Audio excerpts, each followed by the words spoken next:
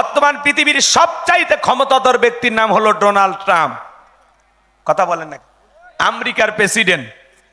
আমেরিকার ইতিহাসে আজ পর্যন্ত কখনো ওই দেশে কোনো নারী প্রেসিডেন্ট হয়নি। কথা বলেন না কেন? তো আমেরিকা পুরো পৃথিবীবাসীকে উৎসাহ দিলেও নিজের বেলায় কিন্তু ওরা ঠিকই 16 আনা হিসাব বোঝে। কথা কয় না কেন? নারীর ক্ষমতায়নের দিকে অন্য অন্য রাষ্ট্রদেরকে উৎসাহ দিলেও ওরা নিজের বেলায় কখনো আজ পর্যন্ত আমেরিকার ইতিহাসে কোনো নারীকে তারা প্রেসিডেন্ট বানায়নি। কথা বলে ঠিক এটা? তা বাংলাদেশের ঐতিহ্যবাহী রাজশাহী জেলার উত্তর একডালা দাখিল মাদ্রাসা ময়দানে 17তম ঐতিহাসিক তাফসিরুল কোরআন মাহফিলের সম্মানিত সুযোগ্য অনারেবল প্রেসিডেন্ট জনাব আলহাস ডাক্তার মোহাম্মদ আব্দুল বাড়ি সাহেব, আল্লাহ পাক তারে গোলামকে হায়াতে তৈয়বা সেদে কুল্লে দান করুন। চিল্লা বলুন আমিন। আজকের প্রোগ্রামের সম্মানিত প্রধান অতিথি বিশিষ্ট রাজনীতিবিদ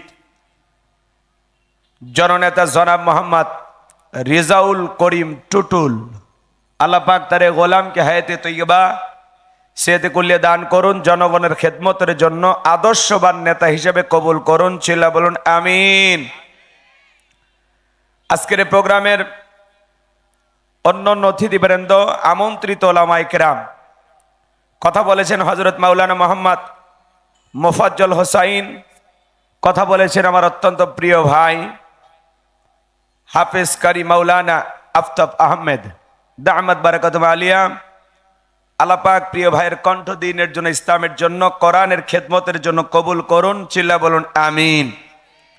আজকের প্রোগ্রামে আমার পরে যিনি কথা বলবেন, সারা বাংলাদেশের আলোড়ন সৃষ্টিকারী, দ্বীনের দায়ী, তরুণ মুফাসসির, বিশিষ্ট ইসলামী চিন্তাবিদ, লেখক ও গবেষক হযরত মাওলানা এম হাসিবুর রহমান দামাত বারাকাতুহু আলিয়া। আল্লাহ পাক প্রিয় ভাইয়ের কণ্ঠ দ্বীনের জন্য, ইসলামের জন্য, কোরআনের খেদমতের জন্য কবুল করুন। চিল্লা বলুন আমিন। আল্লাহ পাক তার সম্মানকে আরো বৃদ্ধি করুন। ওয়ারাফা'না লাকা যিকরাক, আল্লাহ কবুল করুন। জোরে বলুন আমিন। সারা দেশে তিনি কথা বলেন, দেখতেও মাশাআল্লাহ, চেহারা যেমন কণ্ঠ তেমন। কথাকে বোঝেন নাই? একটু পরে আসলে টের পাবেন। শিডিউল লেখা আছে না, 10টার মধ্যে আমাদের প্রিয় ভাই হযরত মাওলানা এম হাসিবুর রহমান আমাদের মাঝে উপস্থিত হবেন ইনশাআল্লাহ। উনি প্রোগ্রামে এসে পৌঁছেছেন, একসাথে দুই ভাই দেখা হয়েছে, সালাম বিনিময় হয়েছে। উনি খাওয়া দাওয়া করে অল্প সময়ের মধ্যে মাহফিলে চলে আসবেন। উনি আসলে আমি ছেড়ে দেব। এই জন্য যে ভাইরা দাঁড়িয়ে আছেন, মেহেরবানি করে বসে পড়েন। মঞ্চ উপস্থিত সম্মানিত ওলামায়ে কেরাম, সামনে বসা পিতৃ সমতুল্য মুরব্বী বাবাজিরা, কলিজার টুকরা প্রাণপ্রিয় যুবক ভাইরা, ছোট্ট ছোট্ট সোনামানিকেরা, পর্দার আড়ালের সম্মানিত বলা সরলা আবেদা সালেহা মা ও বোনেরা, সবাইকে নিয়ে মহান মনিবের দরবারে সিজদাবনত চিত্তে কালিমাতু শুকুর আদায় করে পড়ছি আলহামদুলিল্লাহ। হয় নাই কৃপণতা অলসতা দূর করে মুসলমান হিসাবে সিংহের মতো বাঘের মতো গর্জন করি, দুইটা ঠোঁট নাড়াইয়া শরীরের সবটুকু শক্তি উজাড় করে চিৎকার মেরে বলুন আলহামদুলিল্লাহ। পড়ুন রব্বানা লাকাল হামদ হামদান কাসীরান তাইয়িবান মুবারাকান ফি। লক্ষ কোটি দরুদ সালাম মানবতার শ্রেষ্ঠ বন্ধু, বিশ্বনবী, বিশ্ব নেতা, যে নবী আইয়ামে জাহিলিয়াতের যুগে আগমন করে অসভ্য মানুষগুলোকে সভ্য বানিয়েছেন, অভদ্র মানুষগুলোকে ভদ্র বানিয়েছেন, কোরআন নামের সংবিধান দিয়ে কোরআনের রাজ কায়েম করে সোনালী যুগ উপহার দিয়ে মদিনার পাক ভূমিতে শায়িত আছেন।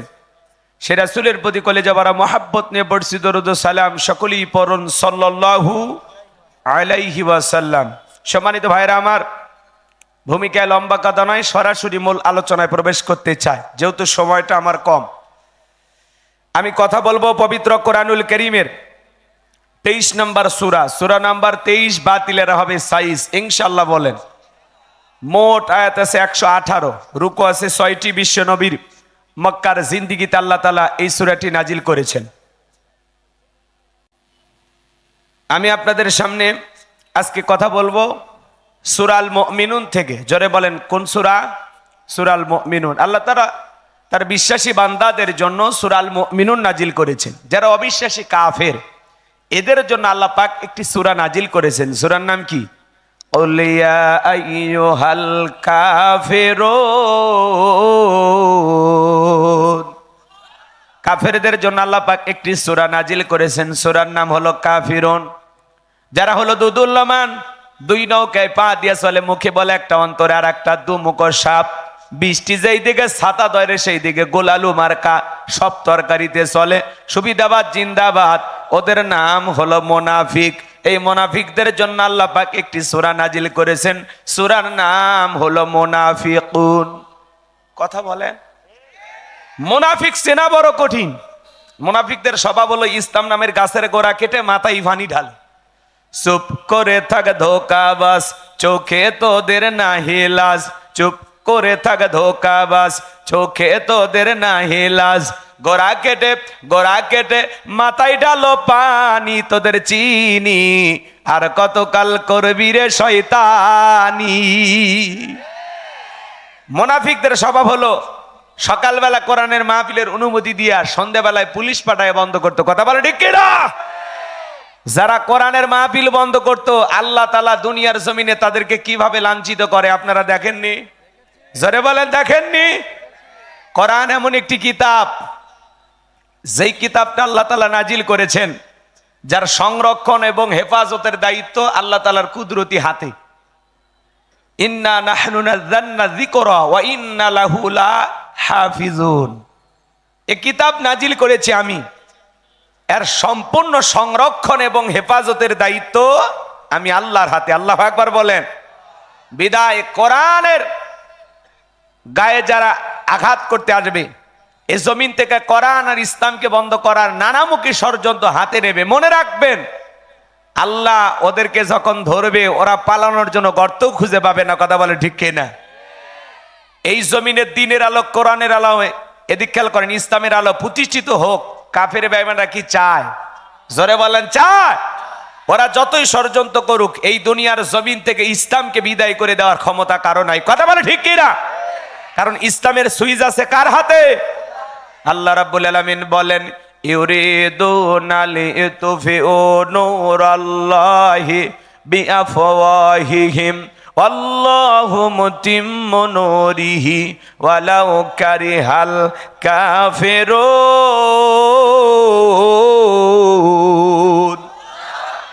সূরা সফ আয়াত নাম্বার 8। আমার আল্লাহ রাব্বুল আলামিন জানিয়ে দিলেন, কাফেররা চায় মুখের ফুৎকারে দিনের আলোকে, ইসলামের আলোকে, কোরআনের আলোকে নিভায়া দিতে। আমার আল্লাহ ডেকে বলেন, আল্লাহু মুতিম্মু নূরিহি, এই জমিনে দিনের আলোকে, কোরআনের আলোকে, ইসলামের আলোকে আমি আল্লাহ পাক প্রতিষ্ঠিত করে ছাড়ব। যদিও কাফের বেঈমানদের অন্তরে যত ধরনের জ্বালা যন্ত্রণা হোক না কেন, বলুন আল্লাহু আকবার। ইসলাম আছে, থাকবে। বিরোধিতা যারা করবে এরাই থাকতে পারবে না। কথা বলেন ঠিক কিনা? তাহলে মুনাফিক চেনা বড় কঠিন। মনে রাখবেন, বৌদ্ধ খ্রিস্টান অমুসলিমদের ভিতর থেকে মুনাফিকের জন্ম হয় না, মুনাফিকের জন্ম হয় মুসলমানের ভিতর থেকে। কথা বলেন ঠিক কিনা? আশেপাশে ঘাপটি মেরে থাকে, চেনা যায় না। মনে রাখবেন, দাড়ি টুপি থাকার পরে মুনাফিক হতে পারে, হজ করার পরে আলহাজ মুনাফিক হতে পারে।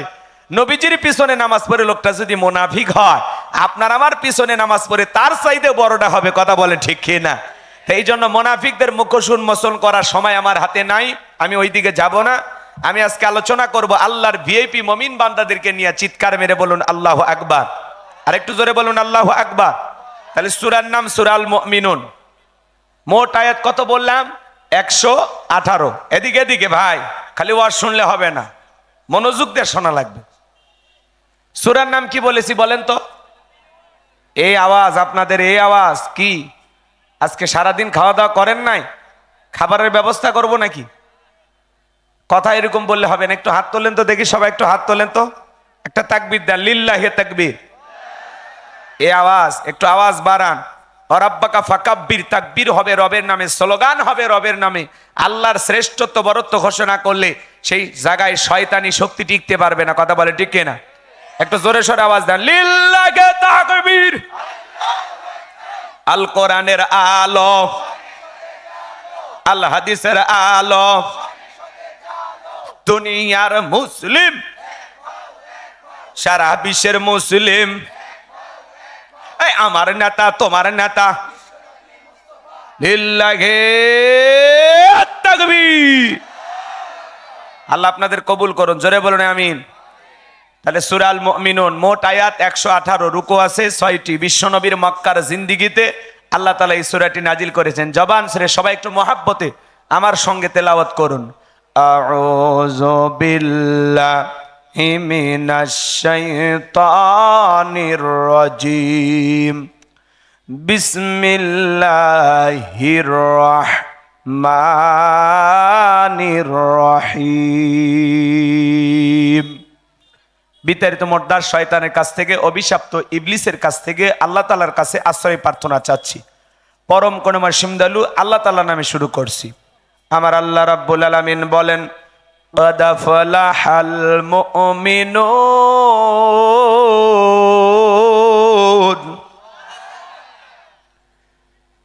যে কোন আয়াত বা সূরার তাফসীর করতে হলে কোন প্রেক্ষাপটে কোন সময় আল্লাহ তাআলা সেই সূরাটি বা আয়াতটি নাজিল করেছেন, সেই নাজিলের প্রেক্ষাপট জানার দরকার আছে না নাই?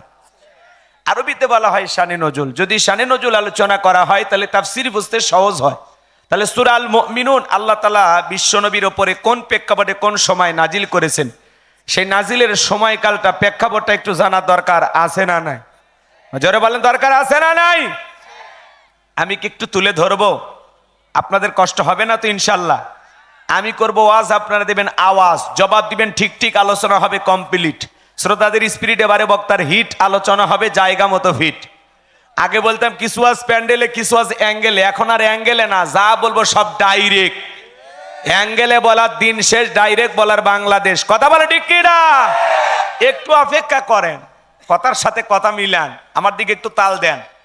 সম্মানিত ভাইয়েরা আমার, সূরা আল মুমিনুন আল্লাহ তাআলা তার হাবিবের উপরে কোন প্রেক্ষাপটে কোন সময় নাজিল করেছেন, বিশ্বনবীর প্রিয় সাহাবী হযরত ওমর ফারুক রাদিয়াল্লাহু তাআলা আনহু বলেন, আমি মৌমাছির গুনগুন আওয়াজ শুনলাম। ডানে তাকায় মৌমাছি নাই, বামে তাকায় মৌমাছি নাই। বিশ্বনবীর চেহারা মোবারকের দিকে তাকায় দেখি নবীজি ফিসফিস করে কি যেন তেলাওয়াত করতেছেন। হযরত ওমর ফারুক ডেকে বলেন, আমার বোঝার বাকি রইল না, নবীজির উপরে আসমান থেকে কোরআনুল কারীম নাজিল হচ্ছে, আর বিশ্বনবী কোরআনুল কারীম রিসিভ করতে ব্যস্ত। বলুন সুবহানাল্লাহ। মৌমাছির গুনগুন আওয়াজ হলে কোরআনুল কারীম নাজিল হয়। দপ্তরি ছুটির ঘন্টায় বাড়ি মারে টন টন আওয়াজ হলে কোরআনুল কারীম নাজিল হয়। নবীজি যখন ঘোড়ার ওপরে থাকতেন, ওই সময় যদি কোরআনুল কারীম নাজিল হইতো, ওহির ভারে ঘোড়ার পা বালুর ভিতরে ডেবে যেত। বলুন আল্লাহু আকবার। 8টি পদ্ধতিতে নবীজির উপরে কোরআনুল কারীম নাজিল হইতো। এত কথা বলার সময় নাই ভাইয়েরা আমার। দীর্ঘ 23টি বছরে নবীজির উপরে আল্লাহ তাআলা কোরআনুল কারীম নাজিল করেছেন। গভীর মনোযোগ দিয়ে শুনবেন। এমনও মুসলমান আছে 30, 40, 50, 60 বছর বয়স হয়ে গেছে, আল্লাহর কোরআনটা কোনোদিন খুলেও দেখে না, এমনও মুসলমান আছে না নাই? কোরআনের সাথে আমাদের সম্পর্ক রাখার দরকার আছে না নাই?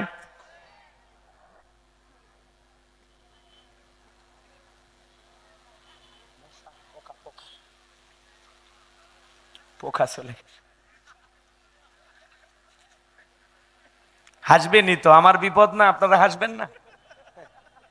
কারো বিপদে হাসা হয়, পোকা গেছে কি করবেন? আচ্ছা, সম্মানিত ভাইয়েরা আমার, আমি গুনাহগার যে কথা বলতে চাই, হৃদয়ের কান পেতে কথাগুলো শুনে যান।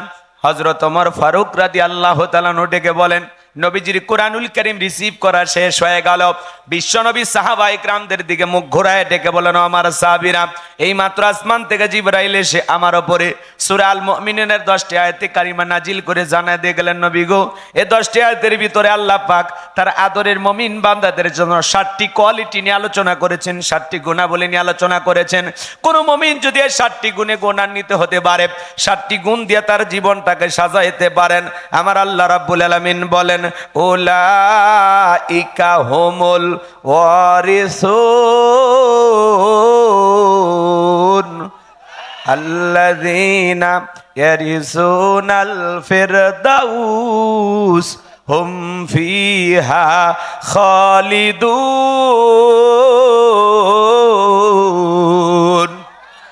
আমার আল্লাহ রাব্বুল আলামিন বলেন তারাই হবেন উত্তরাধিকারী জান্নাতুল ফেরদাউসের, সেখানে তারা চিরকাল বসবাস করবেন। আমার আল্লাহ কোনোদিন তাদেরকে জান্নাত থেকে বের করে দেবেন না। চিৎকার মেরে বলুন সুবহানাল্লাহ। বাবা মারা গেলে ওয়ারিশ সূত্রে সন্তান যেরকম বাবার সম্পত্তির ভাগ পায়, কোন মুমিন যদি 7টি গুণে গুণান্বিত হতে পারে, 7টি গুণ দিয়ে তার জীবনটাকে সাজাইতে পারেন, আমার আল্লাহ তাআলা তার নামে জান্নাতুল ফেরদাউসের ভিতরে জায়গা বরাদ্দ রাখবেন। সে হবে জান্নাতুল ফেরদাউসের উত্তরাধিকারী। বলুন সুবহানাল্লাহ। দুনিয়াতে ঢাকা, গুলশানে, রাজশাহী শহরে যদি বাড়ি থাকে, জায়গা সম্পদ থাকে, আপনি আমি পাগল পারা হয়ে যায়। মনে রাখবেন বাজান, ঢাকা, গুলশান বা উত্তরায় নয়, জান্নাতুল ফেরদাউসে কারা কারা যেতে চান? 2 হাত তুলে আল্লাহকে দেখান। আপনারা সবাই কি জান্নাতে যেতে চান? আল্লাহ আমাদের সবাইকে জান্নাতুল ফেরদাউসের মেহমান হিসেবে কবুল করুন। জোরে বলুন আমিন। জান্নাতে যেতে হলে কয়টা গুণা বলি? 7টি। জোরে বলেন কয়টি? আরো জোরে। জোর হলো না, উঠেই যাবে। হ্যাঁ, মিছিল করার অভ্যাস করেন। 16 বছর মিছিল করতে পারেননি, সামনে মিছিল করা লাগবে।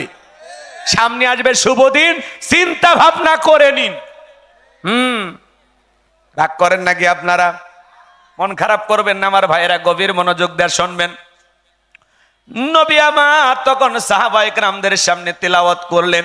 আমার আল্লাহ রাব্বুল আলামিন বলেন قد أفلح المؤمنون।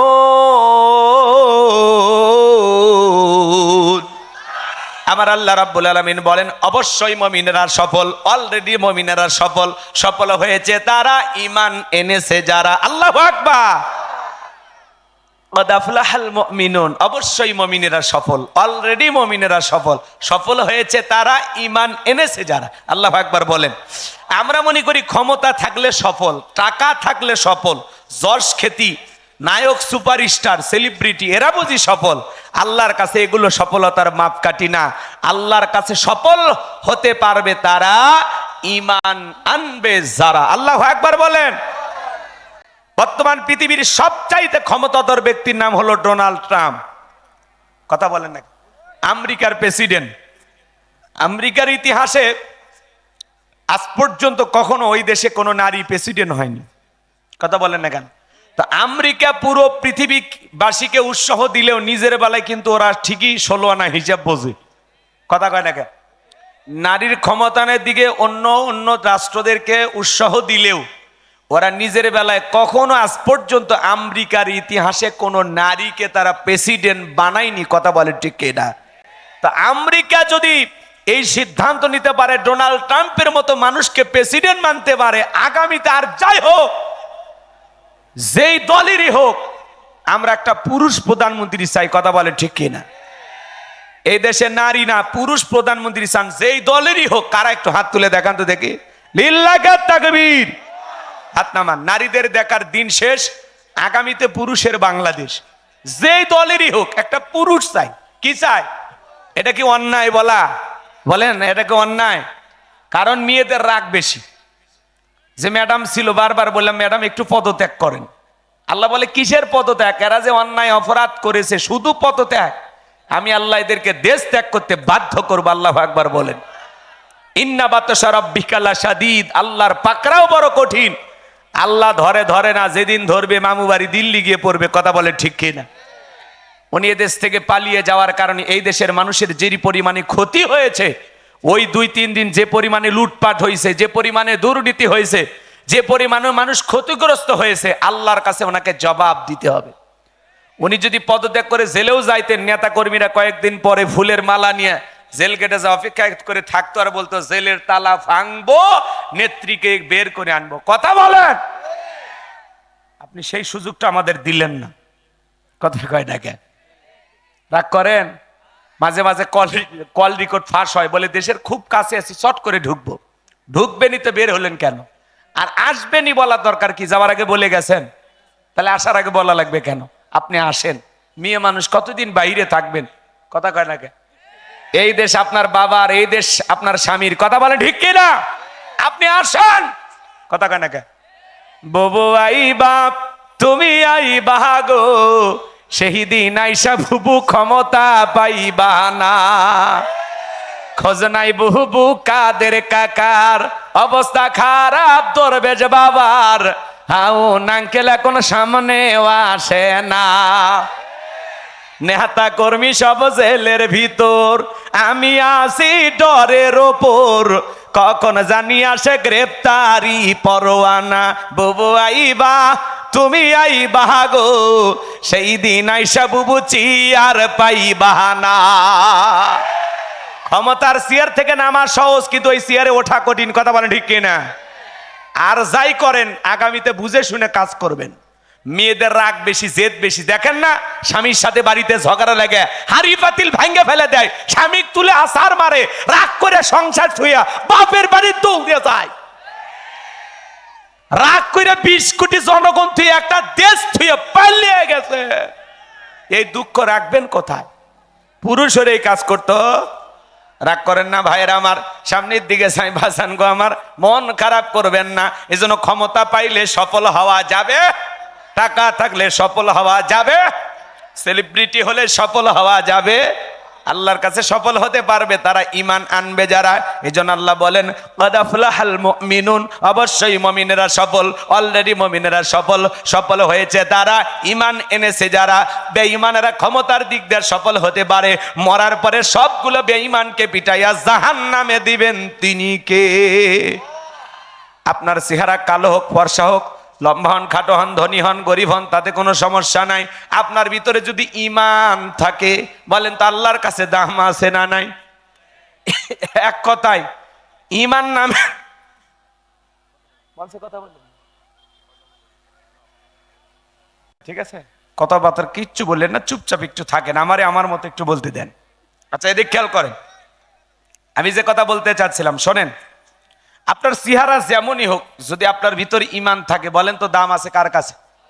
আর বেঈমানেরা ওরা ক্ষমতার দিক দিয়ে দুনিয়াতে সফল হতে পারে, মরার পরে সবগুলো বেঈমানকে পিটাইয়া জাহান্নামে দিবেন তিনি কে? আর একটু জোরে বলেন কে?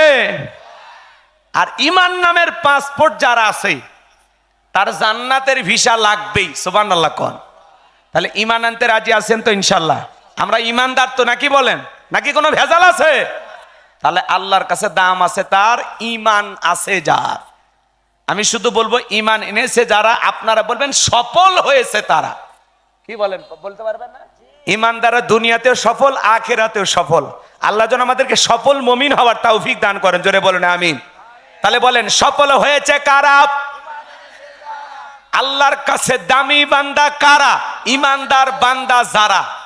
আপনার চেহারা ওই যে আগে বললাম, কালো হোক, ফর্সা হোক, ধনী হন, গরিব হন, তাতে কোনো সমস্যা নাই। আপনার ভিতরে ঈমান আছে, আল্লাহর কাছে আপনার দাম আছে। এই জীবনে যদি আল্লাহর কাছে দামি হতে পারি, আর কিছু চাওয়ার আছে? তাহলে আল্লাহর কাছে দামি হতে চান তো?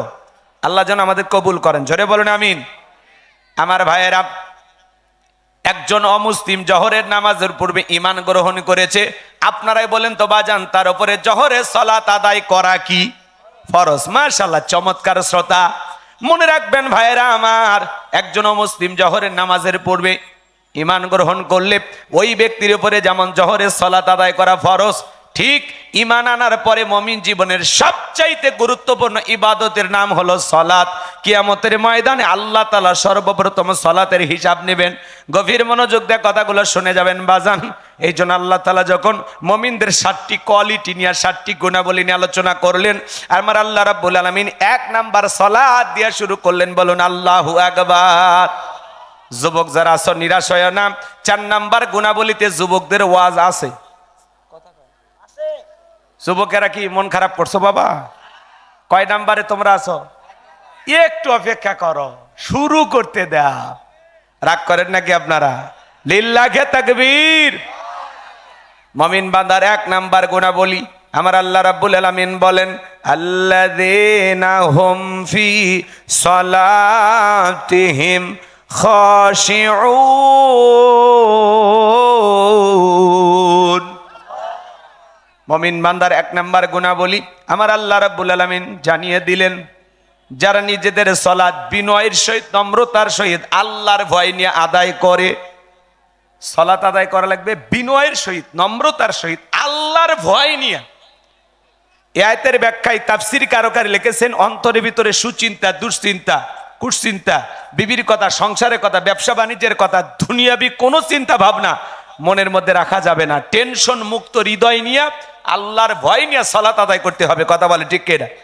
এজন্য আল্লাহ রাব্বুল আলামিন বলেন, আল্লাযীনা হুম ফি সলাতিহিম খাশিউন।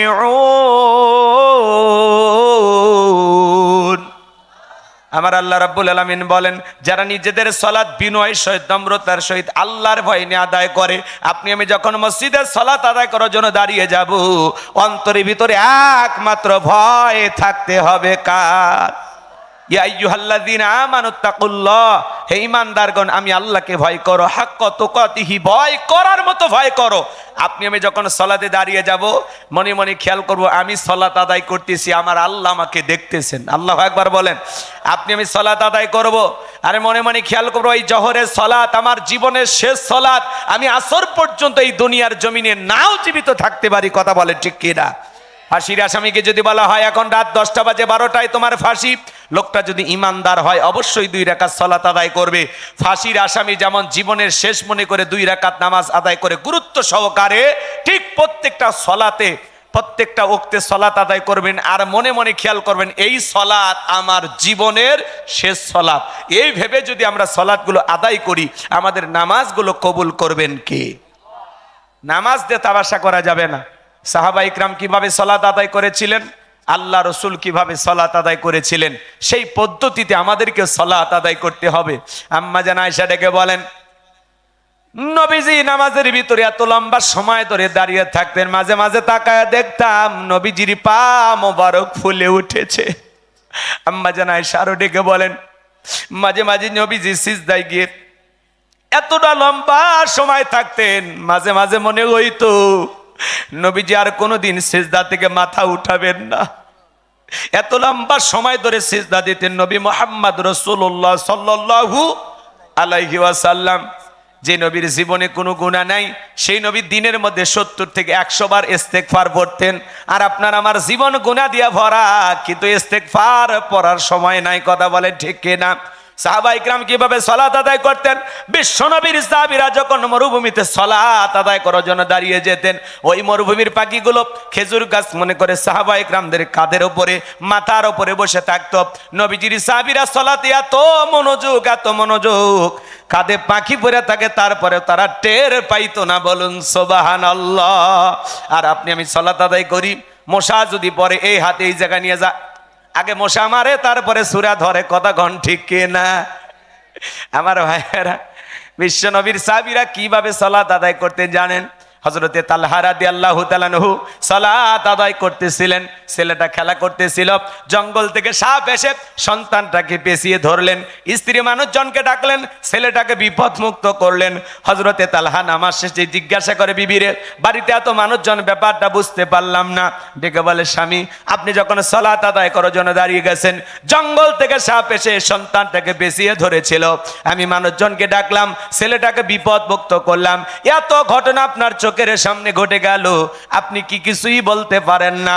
হযরতে তালহা ডেকে বলেন, বিবিরে নামাজের মধ্যে মঞ্চ দিয়ে দিক সেদিক চলে যায়, তাহলে নামাজ তো আর নামাজ থাকে না। বলুন আল্লাহু আকবার। আমরা নামাজ পড়ি রাজশাহী, মন চলে যায় ভারতের বর্ডারে। কথা বলেন না কেন? রাগ করেন? নামাজ পড়ে বগুড়া, মন চলে যায় মাগুরা। নামাজ পড়ে বাগোপাড়া, মন চলে যায় ভেড়ামারা। কথা বলেন? নামাজের মধ্যে দাঁড়ায় আমাদের খালি মন ছটপট করে, দুনিয়াবি নানান চিন্তা ভাবনা নামাজের মধ্যে মনে হয়। মাঝে মাঝে দুনিয়াবি এত কথা নামাজের মধ্যেই মনে হয়। নামাজ 2 রাকাত চলতেছে না 3 রাকাত, নামাজ ব্রেক করে চিন্তা করা লাগে। রাগ করেন নাকি আপনারা? আমার ভাইরা, না সালাতের ভিতরে মাঝে মাঝে দুনিয়াবি এত চিন্তা ভাবনা নামাজের মধ্যে মনে হয়, সেজদা 2টা দিলাম না 1টা দিলাম, নামাজের মধ্যেই চিন্তা করা লাগে। কথা বলেন ঠিক কিনা? আমাদের পাগল মন খালি ছটপট করে, দুনিয়াবি নানান চিন্তা ভাবনা সালাতের মধ্যেই মনে হয়। কথা বলেন ঠিক কিনা? সম্মানিত ভাইয়েরা আমার, গভীর মনোযোগ দিয়ে কথাগুলো শুনবেন। নামাজের ব্যাপারে তাড়াহুড়ো করা যাবে না। এক চাচা মিয়া তো তাড়াহুড়ো করে ওযু করছে, এক ঠ্যাং না ধুয়ে মসজিদে ঢুকছে, টাইসালা মসজিদ পিছলা খায়, চাচা একদিক লঙ্গি একদিক, তাও বলে আল্লাহু আকবার। মানুষ বলে চাচা আগে লঙ্গি ঠিক করেন, কয় না আগে জামাত ধরি। আছে না না এরকম 4G 5G গতির নামাজি বাবা। এই যে সামনে রমজান মাস, রমজান মাসে দেখবেন নামাজের প্রতিযোগিতা শুরু হয়ে যায়। প্রত্যেকটা মসজিদে তারাবির প্রতিযোগিতা, কে কত তড়িৎ গতিতে পড়তে পারে, কত তাড়াহুড়ো করে পড়া যায়। কথা কয় প্রথম তারাবি মসজিদে জায়গা হয় না, মসজিদের বারান্দা ভরে যায়, এমনকি রাস্তার উপরেও নামাজের ব্যবস্থা করা লাগে। এত মুসল্লির আমদানি ঘটে, আলহামদুলিল্লাহ, লক্ষণ খুবই ভালো। কিন্তু এক সপ্তাহ পরে বাহিরের কাতার খাওয়া শেষ, বারান্দার কাতার খাওয়া শেষ, 15 দিনের মধ্যে আর মুসল্লি খুঁজে পাওয়া যায় না। ওই আগের যে 2-3 কাতার নামাজ পড়ে ওই একই মানুষগুলো পাওয়া যায়। কথা বলে ঠিক কিনা? আবার ওই মানুষগুলো কিছু কি মারবে কোন দিন? লাইলাতুল কদরে রাত্রি তালাশ করার জন্য 26শে রমাদান হাজির হয়ে যাবে। কথা বলেন ঠিক কিনা? আপনাদের এলাকায় এরকম হয় না? না, রাজশাহীর মানুষ ভালো, আল্লাহওয়ালা, জিন্দা শাহজালাল। রাগ করেন নাকি আপনারা আমার ভাইয়েরা? এই জন্য রমজান মাসে দেখবেন 2 মসজিদের মুসল্লি এক জায়গায় গল্প করে, দোস্ত তোমাদের প্রথম তারাবি কয়? আমাদের হুজুর আল্লাহওয়ালা 1 ঘন্টা সময় লাগছে। তখন বলে কি এতক্ষণ? আর আমাদের হুজুর বিদ্যুতের গতি ফেল, কে কয় 20 মিনিটে সব শেষ। কথা কন, খালি আলহামদু বোঝা যায় আর দোয়াল্লিন বোঝা যায়, মাঝখানে কি ভূমিকম্প হয়ে গেছে হুজুর নিজেও টের পায় না। কথা কন ঠিক কিনা? এরকম নামাজ পড়ে লাভ হবে না। সালাত আদায় করতে হবে ধীরস্থির ভাবে, বিশ্রামের সহিত। তারাবি মানে তাড়াহুড়ো না, ধীরস্থির ভাবে 4 রাকাত পরে পরে বিশ্রাম নেবেন, আবার 4 রাকাত পড়বেন, এভাবে সুন্দর করে সালাত আদায় করবেন। সোনার মক্কা মদিনে আল্লাহ তারে গোলামকে নিয়েছিল, সেখানে তারাবি পড়লাম, সময় লাগলো 1 ঘন্টা 45 মিনিট, আর আপনার 20 মিনিটে সব শেষ। এই জন্য নামাজ এভাবে তামাশার সহিত পড়া যাবে না। প্রত্যেকটা সালাত আদায় করব গুরুত্ব সহকারে। আল্লাহ যেন বুঝ দান করেন, জোরে বলেন আমিন। এদিক খেয়াল করেন, আমার কথা কি আপনারা কষ্ট পাচ্ছেন? আল্লাযীনা হুম ফি সালাতিহিম খাশিউন, যারা নিজেদের সালাত বিনয়ের সহিত, নম্রতার সহিত, আল্লাহর ভয় নিয়ে, খুশু খুজু ভাব নিয়ে, আল্লাহর ভয়ে কারা কারা মসজিদে গিয়ে 5 ওয়াক্ত সালাত আদায় করবেন? 2 হাত তুলে আল্লাহকে দেখান। আল্লাহ আমাদের সবাইকে 5 ওয়াক্ত নামাজি বানায় দেন, জোরে বলেন আমিন। আরেকটু চিল্লায় বলেন আমিন। হাত নামান। বিশ্ব নবীর জামানায় ফজরের সালাতের সময় মসজিদ যেমন কানায় কানায় পূর্ণ ছিল, জুমার সালাতের একই দৃশ্য, মসজিদ কানায় কানায় পূর্ণ ছিল। বলুন সুবহানাল্লাহ। আর বাংলাদেশে জুমার সালাতের জন্য মসজিদ ভাঙে 2 তলা 3 তলা 4 তলা করা হয়, আর ফজরের নামাজের সময় 1 কাতার মুসল্লি পাওয়া যায় না। কথা বলে ঠিক কিনা? এমন মসজিদ আছে মুয়াজ্জিম একাই আজান দেয়, একাই নামাজ পড়ে, একজন মুসল্লিও নাই। কথা বলেন ঠিক কিনা? এমন মসজিদ আছে না নাই? আপনাদের এলাকায় নাই? সম্মানিত ভাইরা আমার, গভীর মনোযোগ দিয়ে কথাগুলো শুনবেন বাজান, নিয়মিত সালাত আদায় করবেন। আল্লাহ তাআলা আমাদের সবাইকে যেন 5 ওয়াক্ত সালাত জামাতের সহিত আদায় করার তৌফিক দান করেন, জোরে বলুন আমিন। শুধু ওয়াদা যে দিলেন, এই ওয়াদার মধ্যে যেন সীমাবদ্ধ না থাকে। আমাদের প্রতিশ্রুতি, আমাদের ওয়াদা আমরা যেন পালন করতে পারি। আল্লাহ যেন তৌফিক দান করেন, জোরে বলুন আমিন। এইবার মুমিন বান্দার 2 নাম্বার গুণাবলী, ওয়াল্লাযীনা হুম আনিল লাগবি মুরিদুন।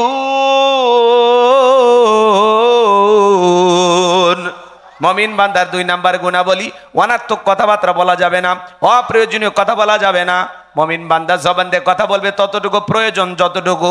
আর আমরা এক জায়গায় বসে চায়ের কাপে ঝড় তোলে, অমুক খারাপ তমুক খারাপ, এ ভালো না সে ভালো না, মনে হয় গীবত কমিটির সভাপতি সেক্রেটারি বসে গেছে। কথা বলা ঠিক কিনা? জবান দিয়ে যা ইচ্ছা তাই বলা যাবে না। চায়ের কাপে ঝড় তোলে, মানুষের সমালোচনা দিয়া নিজের গুনার পাল্লা ভারী করে। কথা বলেন। আপনি চা খাচ্ছেন, খান, অমুক খারাপ তমুক খারাপ, এ ভালো না সে ভালো না, মানুষের সমালোচনা করে লাভ আছে? নিজের আত্মসমালোচনা করেন, নিজের জীবনের ত্রুটিগুলো তালাশ করেন, নিজেকে সংশোধন করার জন্য কাজ করেন। কথা বলেন। আর আমরা মনে হয় গীবত কমিটির সভাপতি হয়ে গেছে। আগে 4-5 জন মহিলা এক জায়গায় হলে গীবত পরনিন্দা সকল ঘুরি শুরু হইতো, এখন 4-5 জন পুরুষ এক জায়গায় হলে শুরু হয়ে যায়। আল্লাহ যেন আমাদের এই গীবত থেকে বেঁচে থাকার তৌফিক দান করেন, জোরে বলুন আমিন। আপনার জবান, এই যে চাই কাপে বৈশা উল্টো পাল্টা বলতেছেন, আলেমদেরকে আলেমদের বিরুদ্ধে, ইসলামের বিরুদ্ধে যে সমালোচনা করেন, আপনি কি জানেন এই সমালোচনাকারীরা জাহান্নামে যাবে? অকুন্না নাখুদু মাল খাইদিন, যারা সমালোচনাকারী এরা যাবে সাকর নামক জাহান্নামে। কথা বলেন ঠিক কিনা? তাহলে সমালোচনা করা যাবে না। আপনি জবান দিয়ে অনার্থক কথা বলবেন না। আপনার জবানের প্রত্যেকটা কথা আল্লাহ রেকর্ড করতেছেন, মা ইয়ালফিজু মিন কাউলিন ইল্লা লাদাইহি রাকিবুন আতীদ। বান্দা এমন কোন কথা বলে না, এমন কোন কর্মকাণ্ড করে না যা রেকর্ড করার জন্য আমার ফেরেশতারা নাই। আপনার জবানের প্রত্যেকটা কথা আল্লাহর সিআইডি গোয়েন্দা বাহিনী রেকর্ড করতেছে। আল্লাহু আকবার বলে, ফাঁকি দেওয়ার সুযোগ আছে আমার ভাইয়েরা। এজন্য জবান দিয়ে যা খুশি তাই বলা যাবে না। মমিন বান্দার 2 নাম্বার গুণাবলী, অনার্থক কাজ করা যাবে না। মমিনের টাকা হলে মমিন সিনেমা হল বানাবে না, যাত্রা গানের আয়োজন করবে না, গানের কনসার্ট দেবে না, মদের বার দেবে না। মমিনের টাকা হলে মমিন মসজিদ বানাবে, মাদ্রাসা বানাবে, ঈদগাহ মাঠ বানাবে, কবরস্থান বানাবে, তাফসিরুল কোরআন মাহফিলের আয়োজন করবে। মমিনের অর্থ মমিন ভালো কাজে ব্যয় করবে, যে কাজে ব্যয় করলে সওয়াব পাওয়া যায়। কি পাওয়া যায়? রাস্তার মধ্যে ফলের গাছ লাগা দেবেন, পুকুরের ঘাট বানা দেবেন, রাস্তাঘাটে সুন্দর করে লিখে রাখবেন সুবহানাল্লাহ, আলহামদুলিল্লাহ, আল্লাহু আকবার, লা ইলাহা ইল্লাল্লাহ। যত মানুষের নজরে পড়বে আল্লাহ তাআলাকে স্মরণ করবেন, সেই ব্যক্তিও সওয়াব পাবে, আপনিও সওয়াব পাবেন। বলুন সুবহানাল্লাহ। সম্মানিত ভাইয়েরা আমার, তাহলে মুমিন বান্দার 2 নাম্বার গুণাবলী, জবান দিয়ে সে কথা বলবে যে কথা বললে সওয়াব হয়, সমাজে সেই কাজ চালু করবে যেই কাজ চালু করলে সওয়াব হয়। মুমিন বান্দা কান দিয়ে সেই জিনিসগুলো শ্রবণ করবে যেইটা শুনলে সওয়াব হয়। যুবক রে, কানের ভিতর ইয়ারফোন লাগায় গান শোনো, রূপবানে না আছে কমর দোলাইয়া, আল্লাহর ফেরেশতারা কবরে নিয়ে পিটাবে ঝোলাইয়া ঝোলাইয়া। কথা বলেন। কানের ভিতরে ইয়ারফোন লাগাইয়া সিরাজগঞ্জের এক যুবক রেল লাইন পার হয়ে যায়, ট্রেনে এসে ধাক্কা মেরে 3 টুকরা করে থুয়ে গেছে। মরার পরেও কানের ভিতরে ইয়ারফোন লাগানো ছিল। এখন কবরে যা, ফেরেশতারা তোর জায়গা মতো বাদ্যযন্ত্র বাজাবে। কথা বলেন ঠিক কিনা? যুবক রে, এই কান আল্লাহ গান শোনার জন্য দেয় নাই। হক্কানে ওলামা ইকরামদের বয়ান শুনতে হবে, ইসলামী সঙ্গীত শুনতে হবে, কোরআন তিলাওয়াত শ্রবণ করতে হবে, এই কান দিয়া ভালো ভালো কথা শ্রবণ করতে হবে। কথা বলেন ঠিক কিনা? তাহলে মুমিন বান্দার 2 নাম্বার গুণাবলী, জবান দিয়ে সেইটা বলবো যেটা বলে সব হয়, সমাজে সেই কাজগুলো চালু করব যেই কাজগুলো চালু করলে সব হয়, সেই জিনিসগুলোই কান দিয়া শুনবো যেগুলো শ্রবণ করলে সওয়াব হয়। এক কথায় সওয়াব আছে যেখানে, আরো আসতে বলেন, খবরদার বেশি জোরে বললেন না, যান বলেন, সওয়াব আছে যেখানে আর গুনাহ আছে যেখানে। এক কথায় মন্দ কথা বলবো না, মন্দ কাজ করব না, মন্দটা শুনবো না। সকল গুনাহ থেকে, সকল মন্দ কাজ থেকে আল্লাহ যেন আমাদের বিরত থাকার তৌফিক দান করেন। চিল্লা বলেন আমিন। এটা হলো মুমিন বান্দার কয় নাম্বার কোয়ালিটি? 2 নাম্বার। জোরে বলেন কয়টি? 2 নাম্বার। এইবার 3 নাম্বার আমার আল্লাহ রাব্বুল আলামিন বলেন, ওয়াল্লাযীনা হুম লিয-যাকাতি ফাঈলুন।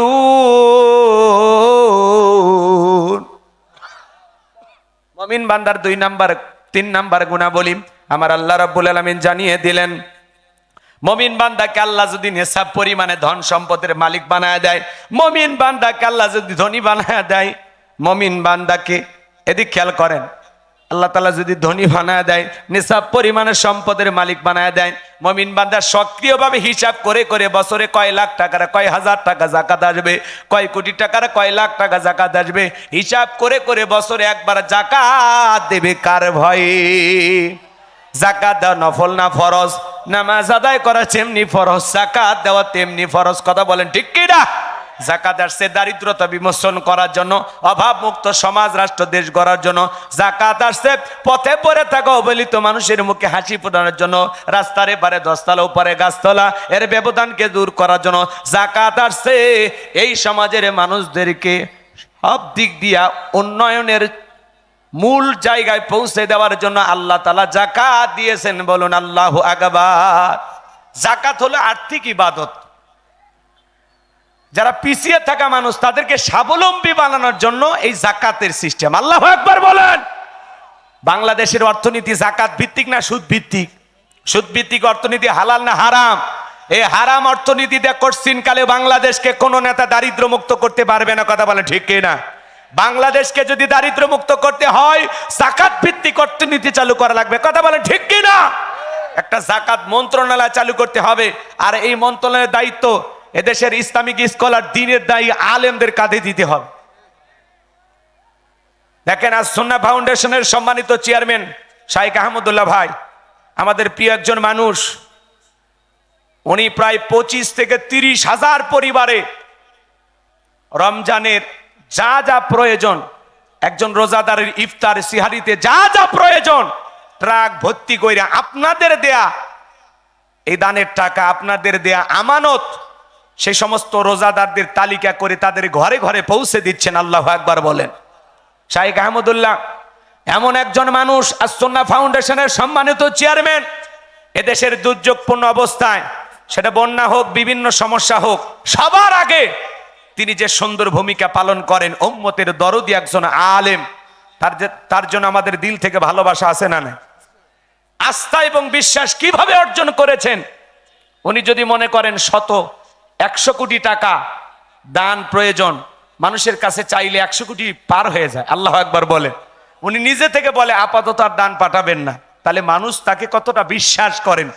আমাদের সেই প্রিয় হুজুর, প্রিয় মানুষ শাইখ আহমদুল্লাহ এই পবিত্র রমজান উপলক্ষে প্রায় 30,000 পরিবারে রমজানে যত খাবার প্রয়োজন, সিহারি ইফতারিতে যা যা প্রয়োজন, এগুলো বাজার, এগুলোর একটা প্যাকেজ করে তাদের ঘরে ঘরে পৌঁছে দিচ্ছেন। আল্লাহু আকবার বলেন।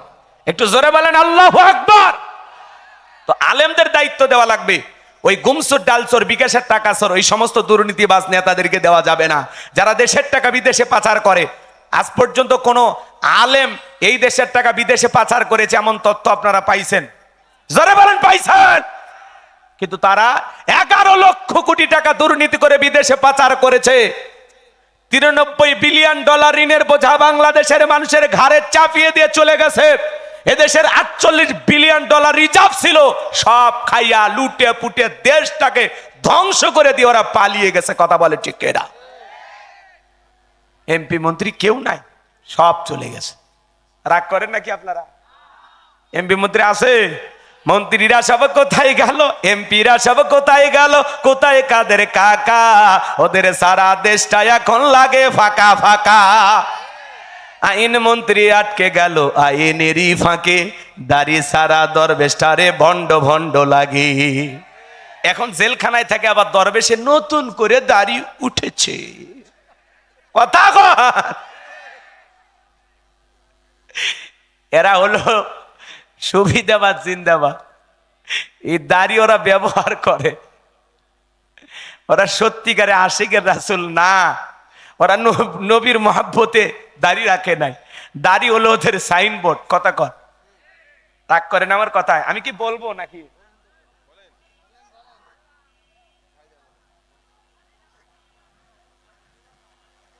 হ্যাঁ, রাগ করে? রাগ করে কেউ? রাগ করেন আপনারা? দাড়ি সারা দরবেশটারে ভণ্ড ভণ্ড লাগে। শুনেছি ভাই কত নেতা নেত্রী খাইতেছে ভাই ডান্ডা, বিচারপতি কালামানিকের ফাটিয়েছে নাকি আন্ডা। ওটা আমার খবর না, মিডিয়ার খবর। এই বিচারপতি শামসুদ্দিন মানিক আল্লামা সাইদি হুজুরকে মৃত্যুদণ্ডের রায় দিয়েছিল। আমরা বলতে চাই ওই একই ট্রাইব্যুনালে কুখ্যাত বিচারপতি কালামানিককে মৃত্যুদণ্ডের রায় দিতে হবে। কথা বলে ঠিক এরা? এই সেই বিচারপতি মানিক টকশোতে বসে আমার বোনকে অপমান করে রাজাকারের বাচ্চা বলেছিল। ছাত্র আন্দোলন সবাইকে রাজাকারের বাচ্চা বলে গালি দিয়েছিল। 116 জন আলেমের তালিকা করে দুদকের কাছে জমা দিয়েছিল। আমার রোল নাম্বার ছিল 23। সিরিয়ালে আমি কত নাম্বার ছিলাম? আপনারা চেনেন না, ওরা ঠিকই চেনে। কথা বোঝেন নাই? যারা আলেমদের তালিকা করেছিল আজকে বিনা তালিকায় কলার পাতায় শুয়ে থাকার ব্যবস্থা করে দেয় কে?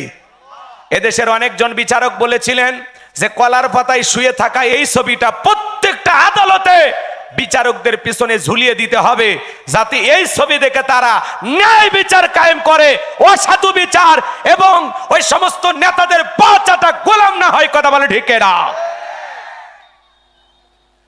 এরা বিচারকের নামে বিগত সরকারের পা চাটা গোলাম ছিল। তাদের ইশারায় যা বলতো এরা সেই অনুযায়ী কাজ করতো। কথা বলে না কেন? পলকের ঝলক গেল, পলকের ঝলক গেল, থামিয়ে নেটের চাকা, ওদের সারা দেশটা এখন লাগে ফাঁকা ফাঁকা। কোথায় গেল সংসদেতে মমতাজের গান? কোথায় গেল হযরত বলা স্বামী ওসমান? 70 রাকাত 80 রাকাত তাহাজ্জুদ পড়তো, বিরাট বলে আল্লাহর ওলি দাবি করতো। 41 সাল পর্যন্ত টিকে থাকার স্বপ্ন দেখেছিল। 24 সালের 5 আগস্টে ভাগ্যে কি আছে আল্লাহর ওলিরা জানতো না। মাইক পেলে বলতো খেলা হবে, খেলা হবে। আর একজনের তো শরীরই চলে না, তাও বলে খেলা হবে। এই মানুষগুলোকে আমরা খুব মিস করি, কই যে আছে বিনোদনের নেতা আছে আছে।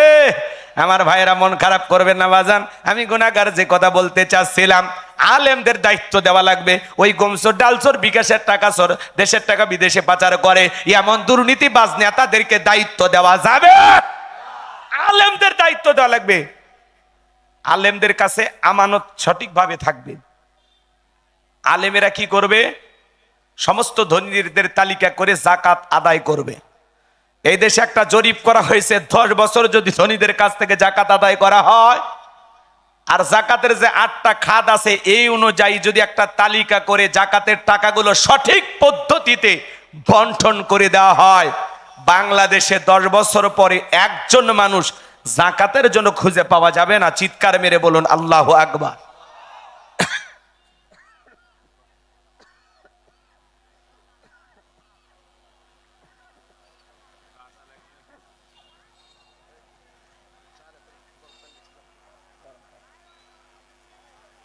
আমার ভাইয়েরা, আমি আপনাদের উদ্দেশ্যে বলতে চাই, এদেশের মানুষ যাকাত মানি পাইছে শাড়ি লুঙ্গি, কথা কয় না, এমন লুঙ্গি দেয় 200 টাকা দাম, লিটন লুঙ্গি পরে থাকলে আবার জান্নাত জাহান্নাম সব বোঝা যায়।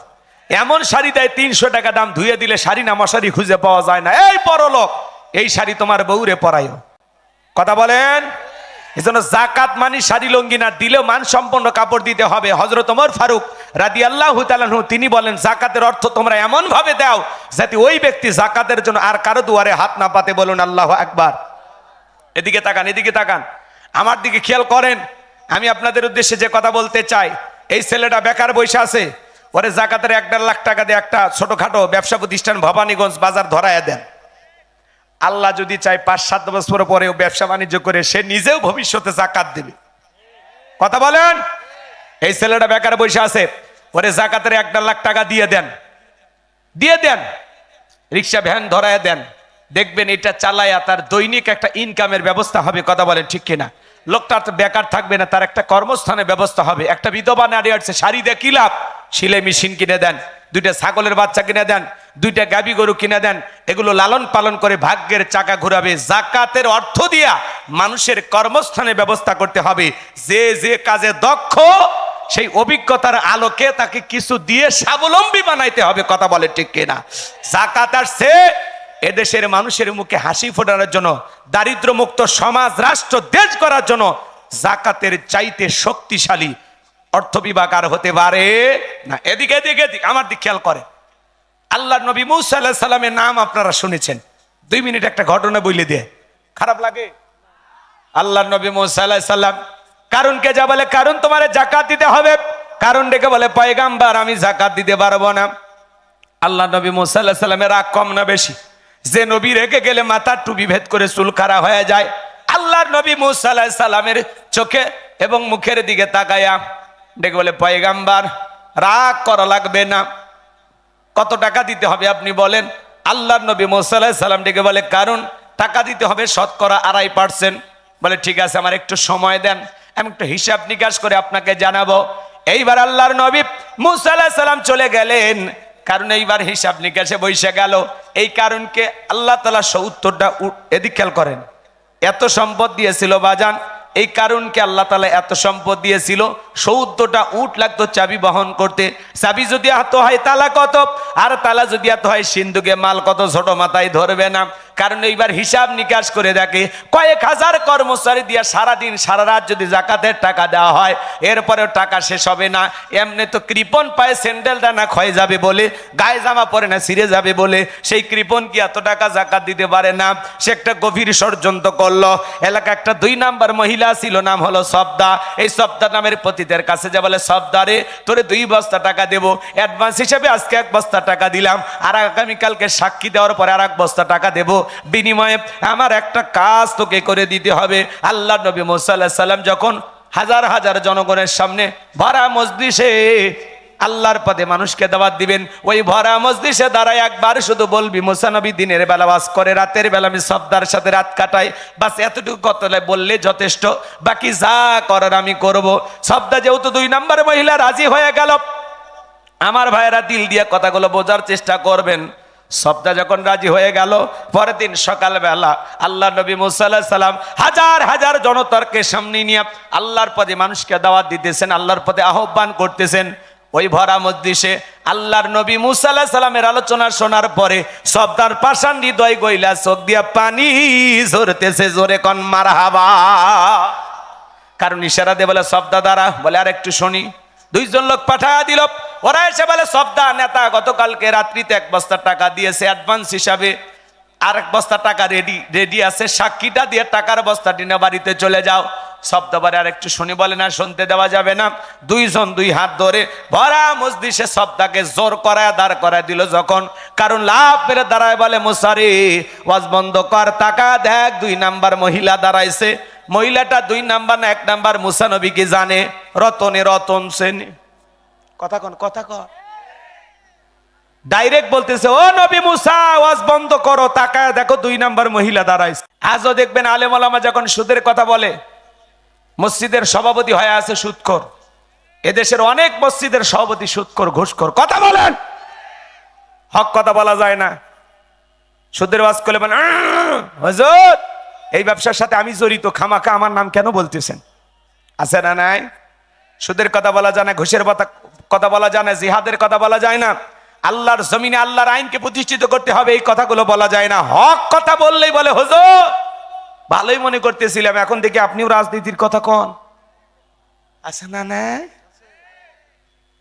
হুজুর আপনার ওয়াজ লাইন ছাড়া, হুজুরের ওয়াজ লাইন ছাড়া না, তোমার জীবন লাইন ছাড়া, তুমি একটা তার সেরা। কথা বলেন। মনে রাখবেন, বাংলার জমিনে যারা আলেমদের কথা বলতে বাধা দেয়, যারা তাফসিরুল কোরআন মাহফিল বন্ধ করে দেয়, আমাদের আফসোস হয় ওই জায়গায়। বাংলাদেশে বাণিজ্য মেলার নামে রাত 12টার পরে নর্তকীর গায়ে একটা সুতার কাপড় থাকে না, ওখানে 144 জারি করা হয় না। যারা বাংলার জমিনে তাফসিরুল কোরআন মাহফিলে ওয়াজ মাহফিলে 144 জারি করে ওলামা ইকরামদের কথা বলতে দেয় না, তাফসিরুল কোরআন মাহফিল ওয়াজ মাহফিল বন্ধ করে দেয়, আমার বিশ্বাস ওদের জন্ম মুসলমানের ঘরে হতে পারে না, পারে না, পারে না। কথা বলেন ঠিক কিনা? রাগ করেন? মুসলমান কখনো কোরআনের মাহফিল বন্ধ করতে পারে না। মুসলমানের সম্পর্ক কোরআনের সাথে থাকবে। মুসলমান কখনো কোরআনের বিরোধিতা করতে পারে না। কথা বলে ঠিক কিনা? কোরআনের বিরোধিতা করবে যারা, আবু জেহেলের উম্মত হবে তারা। কথা কয় ঠিক কিনা? কোরআন বন্ধ করার ষড়যন্ত্র করেছিল কাফেররা। ওয়াকালাল্লাযীনা কাফারু লা তাসমাউ লিহাযাল কোরআন ওয়ালগাউ ফিহি লাআল্লাকুম তাগলিবুন। কাফেরদের স্লোগান হলো কোরআন শ্রবণ করো না। যেখানে নবী মুহাম্মদ সাল্লাল্লাহু আলাইহি সাল্লাম কোরআনের আলোচনা করে সেখানে হট্টগোল সৃষ্টি করো, তালি বাজাও, নাচানাচি করো, যেভাবে হোক এই কোরআনের আওয়াজ, এই কথাগুলো যদি বন্ধ করতে পারো আমরাই বিজয় লাভ করবো। জোরে কন নাউজুবিল্লাহ।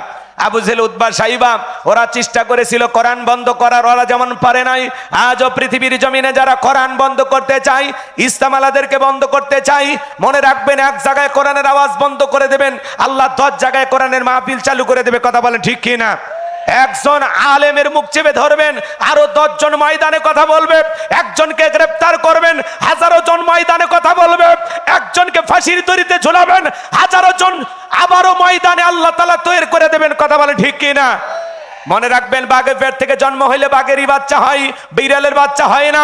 যারা কোরআনের মাহফিল কথা বলবে, যারা আল্লাহর জমিনে আল্লাহর দ্বীন বিজয়ের জন্য কথা বলে, এরা কোনো বাতিলের চোখ রাঙানিকে ভয় পায় না। কথা বলেন ঠিক কিনা? আপনি কার দিকে চোখ রাঙানি দেখান? আমরা মুসলিম জাতির পিতা ইব্রাহিমের সন্তান, যে ইব্রাহিম আল্লাহর খুশির জন্য নমরুদের আগুনে পুড়তেও রাজি। কথা বলেন ঠিক কিনা? আমরা ইসমাইলের ভাই, যে ইসমাইল আল্লাহর খুশির জন্য সূর্যের নিচে জবাই হইতেও রাজি। কথা বলেন ঠিক কিনা? এই জন্য আমাদেরকে হুমকি ধুমকি দিয়া ভয় দেখায় কোনো লাভ হবে না। আল্লাহর এই জমিনে আল্লাহর দ্বীনকে প্রতিষ্ঠিত করার জন্য যদি কখনো ডাক আসে, প্রয়োজনে বিবির কাছ থেকে বিদায় নে, সন্তানদের কাছ থেকে বিদায় নে, মাথায় কাপড়ের কাপড় বেঁধে আল্লাহর এই জমিনে আল্লাহর দ্বীনকে প্রতিষ্ঠিত করার জন্য, কোরআনের সমাজ ব্যবস্থা কায়েম করার জন্য কারা কারা বুকের তাজা রক্ত দিতে রাজি? 2 হাত তুলে আল্লাহকে দেখান, 2 হাত তুলে আল্লাহকে দেখান। লিল্লাহি তাকবীর।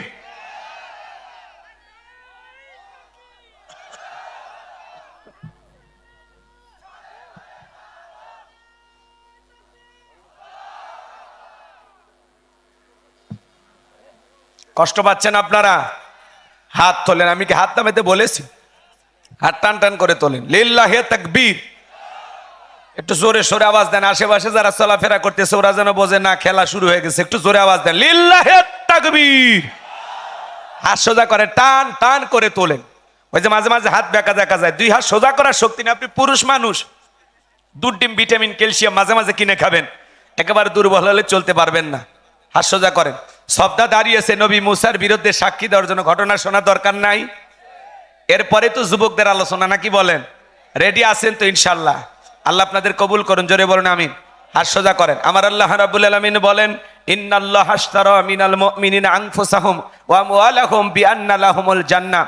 সূরা তাওবার 111 নম্বর আয়াতে আল্লাহ রাব্বুল আলামিন জানিয়ে দিলেন, নিশ্চয়ই মুমিন বান্দাদের জান মাল আমি আল্লাহ ক্রয় করে নিয়েছি, বিনিময়ে দেব জান্নাত। বলুন সুবহানাল্লাহ। তাহলে বলেন তো বাজান, আপনার আমার জীবনের মালিক কে? হে তরুণ যুবকেরা ভালো করে বলো তো, এই জীবনের মালিক কে? প্রেম করবার প্রেমিকাকে পার্কে নিয়ে যা ডায়লগ দিবা, এ জীবন তোমার, তুমি শুধু আমার। ওরে হাইব্রিড যুবক, হে জীবনের মালিক কে? আপনার আমার সম্পদের মালিক কে? আল্লাহর দেয়া জীবন, আল্লাহর দেয়া সম্পদ আল্লাহর পথে খরচ করতে রাজি আছেন তো মুসলমান? রাজি আছেন তো ইনশাআল্লাহ? বাম হাত নামান, শুধু ডান হাত তুলে রাখেন, শুধু ডান হাত। আল্লাহ রাব্বুল আলামিন বলেন, ইল্লা সাহাবাল ইয়ামিন ফি জান্নাতি ইয়াতাসাআলুন। ডানপন্থী যারা জান্নাতের বাগানে থাকবে তারা, ডানপন্থী যারা আল্লাহর প্রিয় তারা। বলুন আল্লাহু আকবার। কোনো কথা হবে না। কিছুক্ষণ আগেই বলেন, হুজুর জীবন দিতে রাজি, রক্ত দিতে রাজি। আপাতত জীবন রক্তর দুইটার কোনোটাই দিতে হবে না। ডান হাতটা পকেটের ভিতর ঢুকে দিয়া যে যা পারেন যতটুকু পারেন এই তাফসীরুল কোরআন মাহফিলের জন্য প্রাণ ভরে দান করবেন। সোজা ডান হাত পকেটে দেন, সবাই নিজের পকেটে হাত দেন। অন্য কারো পকেটে হাত দিয়ে পকেট মেরে বলে মার খাবেন না। সবাই পকেটে হাত দেন। মহিলা প্যান্টে লোকজন পাঠায় দেন, আমিও দিচ্ছি, দেন। সবাই পকেটে হাত দেন, সবাই পকেটে হাত দেন। ছেলে পেলে যারা আসছো ব্যাগ নিয়ে, রুমাল নিয়ে, চাদর নিয়ে, যার কাছে যা আছে তাই নিয়ে মাঠে নামো, খেলা হবে। ছেলে পেলে পাঠায় দেন, সবাই প্রাণ ভরে দান করেন। আল্লাহ সবাইকে দেওয়ার তৌফিক দান করুন। জোরে বলুন আমিন। আরেকটু জোরে বলুন আমিন। সবাই পকেটে হাত দেন। 10, 20, 50, 200, 100, 500, 2000, 5000, 10,000, 1 লাখ, 2 লাখ, যে যা পারেন আল্লাহর রাস্তায় পকেটে হাত দিয়ে প্রাণ ভরে টাকা দান করেন। মহিলা প্যান্ডেল লোকজন পাঠায় দেন, মহিলা প্যান্ডেল লোকজন পাঠায় দেন। আছে মহিলা প্যান্ডেল আছে? আমার মা বোন যারা বসে আছেন, মা আমি জানি এলাকার মা বোনদের হাতে রান্না যেমন ভালো, মনটা তার সাথে বেশি ভালো। আল্লাহ আমার মা বোনদেরকে দান করা তৌফিক দান করুন। জোরে বলুন আমিন। সবাই একটু প্রাণ ভরে দান করবেন। আমার হাতে 500 টাকা, 1000 টাকা, 2, 4, 5, 10,000, 1, 2 লাখ দেওয়ার মতো যারা আছেন তাড়াতাড়ি দেন, সময় কম। আমি বাকি আলোচনা করেই আমার ভাই আসবেন ইনশাল্লাহ। সবাই প্রাণ ভরে দান করেন। আল্লাহ সবাইকে দান করা তৌফিক দান করুন। জোরে বলুন আমিন। ভাই আমার হাতে দেওয়ার মতো কেউ নাই? নাই নাই 500 টাকা, 1000 টাকা, 2, 4, 5, 10,000 দেওয়ার মতো কেউ নাই? তাড়াতাড়ি তাড়াতাড়ি। ওই যে টেবিলগুলোতে আমার ভাইয়েরা বসে আছেন, ওখানেও আপনারা নিজেদের নাম লেখায় দিতে পারেন। আল্লাহ আপনাদের কবুল করুন। জোরে বলুন আমিন। এই বিশাল আয়োজন করতে গিয়ে লক্ষ লক্ষ টাকা খরচ হয়। আপনাদের দানের টাকা দিয়া এই সুন্দর একটি আয়োজন হয়। আপনারা সকলে সহযোগিতার হাত বাড়াবেন। 10-এর লাঠি অনেকেরই পাল্লা হয় ভারী, গুনাহ কাদা মাফ করে দিয়া আল্লাহ জান্নাতে বানায় দিয়ে ঘর বাড়ি। জোরে বলেন মারহাবা লা ইলাহা। জোরে লাম, জোরে লাম।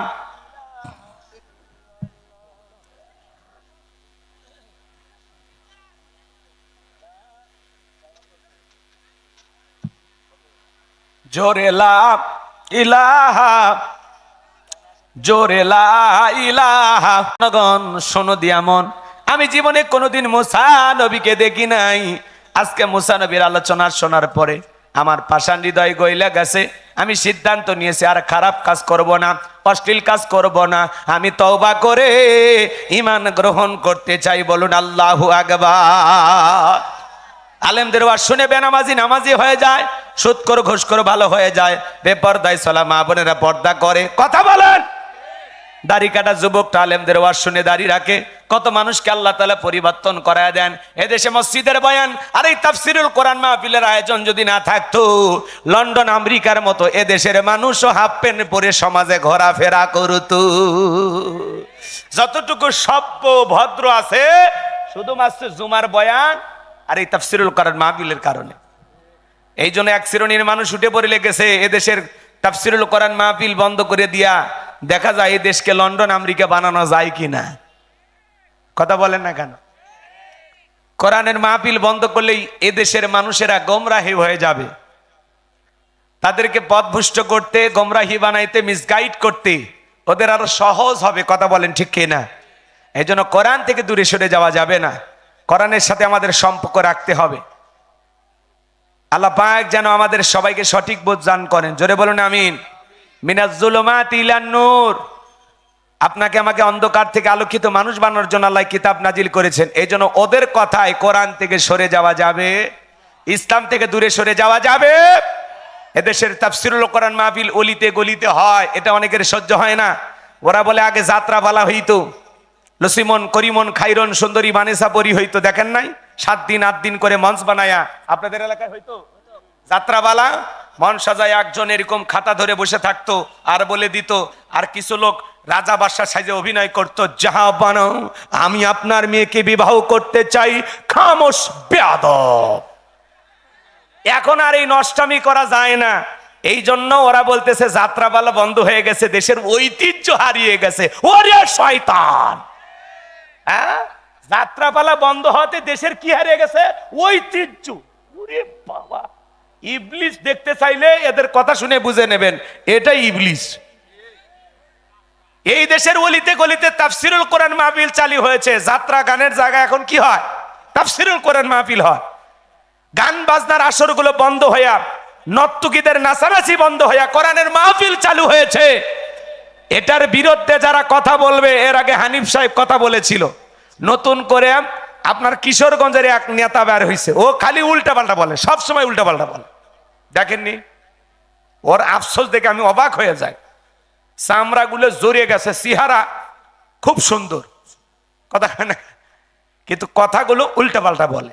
আল্লাহ যেন এই সমস্ত নেতাদেরকে হেদায়েত দান করে। রে ভাই, মরবেন না, জন্মের সময় আজান কি কানে দেয়নি? মরার পরে কি আল্লাহু আকবারের ধ্বনি দেয়া আবার আপনার জানাজা শুরু হবে না? তো আপনি কেন ইসলামের বিরুদ্ধে কথা বলেন? আল্লাহ যেন এই সমস্ত নেতা ভাইদের হেদায়েত দান করেন। এটা জোরে কন আমিন। আমার ভাইয়েরা, আমি লম্বা করব না, সংক্ষিপ্ত কথা একটু বলে দিয়ে যাই। দিল দিয়া কথাগুলো বোঝার এবং শোনার চেষ্টা করবেন। এইবার শব্দা বলতেছে, এ কারণ কেন লাফালাফি করতেছে আপনারা কি জানেন? গতকাল রাত্রিতে কারণ আমার বাড়িতে গিয়েছিল, আমার 2 বস্তা টাকা দেবো বলে ওয়াদা করেছে। 1 বস্তা টাকা অ্যাডভান্স হিসাবে দিয়েছে, আর আজকে সাক্ষী দিলে আর 1 বস্তা টাকা দিয়ে দেবে। বিনিময়ে আমাকে এই কথা বলতে হবে। নবী মুসা দিনের বেলা ওয়াজ করে, আর রাতের বেলা আমি শব্দার সাথে রাত কাটাই। কিন্তু আপনাদেরকে সাক্ষী রেখে বলতেছি, নবী মুসা আলাইহিস সালামের চরিত্র ফুলের চাইতেও পবিত্র। ওই কারণ হলো আমি শব্দার নিয়মিত ভক্ত। চিৎকার মেরে বলুন আল্লাহু আকবার। ওয়া মাকারু ওয়া মাকারাল্লাহ ওয়াল্লাহু খায়রুল মাকিরিন। খেলাকার যে গর্ত খুঁড়েছে, নিজের গর্তে নিজে পড়েছে, গোপন ষড়যন্ত্র করেছে, যে নিজের জালে নিজেই ফাইসা গেছে। কথা বলেন ঠিক কিনা? এইবার সবার সামনে যখন মুখোশ উন্মোচ হয়ে গেল, আল্লাহ নবী মুসা আলাইহিস সালাম রাগান্বিত হয়ে গেলেন, আর ডেকে বলে, আল্লাহ চাইতে গেছিলাম যাকাত, আর আমার বিরুদ্ধে এত বড় মিথ্যা অপবাদ, এই তহমত মেনে নেওয়া যায় না। আল্লাহ গো, আপনি জমিনকে অর্ডার দেন, জমিন যেন কারণে ধন সম্পদ সহ কারণকে গ্রাস করে ফেলে। আল্লাহ দোয়া মঞ্জুর করলেন, কারণে ধন সম্পদ সহ হাঁটু পর্যন্ত চলে গেছে। ও মনে মনে ভাবে, দেখে শক্তি আছে, ব্যাপার না, উঠতে পারবো। কোমর পর্যন্ত, মাজা পর্যন্ত যখন চলে গেছে, বলে ব্যাপার না, উঠতে পারবো। এইবার যখন গলা পর্যন্ত জমিনের ভিতরে চলে গেছে, ডেকে বলে, ও নবী মুসা, ধন সম্পদ যা আছে সব তোমার, আর তোমার আল্লাহ, তুমি নিয়ে যাও, জানটা একটু ভিক্ষা দাও। নবী মুসা আলাইহিস সালাম ডেকে বলে, আল্লাহুস সামাদ। হে কারণ আল্লাহ কারো মুখাপেক্ষী নন, আমরা সবাই আল্লাহ তাআলার মুখাপেক্ষী। তোর ধন সম্পদ সহ তুই পৃথিবীর জমিন থেকে চলে যা, আর পৃথিবীর ইতিহাসে সাক্ষী থাক, তোর মতো যারা সম্পদ জমা রাখবে, আল্লাহ রাস্তায় খরচ করতে চাইবে না, কঠিন কিয়ামতের ময়দানে তুই কারুনের কাতারে আল্লাহ তাদেরও বিচার করবে। সূরা তাওবার ভিতরে আল্লাহ পাক জানিয়ে দিয়েছেন, যারা স্বর্ণ রূপা টাকা পয়সা জমা রাখে, আল্লাহ রাস্তায় খরচ করতে চায় না, আমার আল্লাহ বলেন তাদের জন্য রয়েছে আযাবের সুসংবাদ। আপনি যাকাত দেন না, কৃপণতা করেন, মাল সম্পদ জমা রাখেন, আপনার এই সম্পদ বিষাক্ত সাপ হয়ে আপনাকে জাহান্নামের ভিতরে কামড় মারবে। কথা বলেন, আপনার এই সম্পদ জাহান্নামের শাস্তির কারণ হবে। কথা বলেন ঠিক কিনা? আমরা তাহলে হিসাব করে প্রত্যেক বছর যাকাত দেব ইনশাআল্লাহ। জাকাত, এই দিক খেয়াল করেন, জাকাত দাতা হিসেবে আল্লাহ আপনাকে কবুল করেছেন, এটা শুকরিয়ার বিষয়। আলহামদুলিল্লাহ। আল্লাহ যে আমাকে একটু জাকাত দেওয়ার মতো অর্থ দিয়েছে, আলহামদুলিল্লাহ। আল্লাহ আপনার হাত এই জায়গায় রাখছে, চাইলে এই জায়গায় রাখতে পারতো না? এই কথা বলেন না কেন? কোন জায়গায় রাখছে আল্লাহ? এই জায়গায় রাখছে। তার মানে আপনি জাকাত দাতা।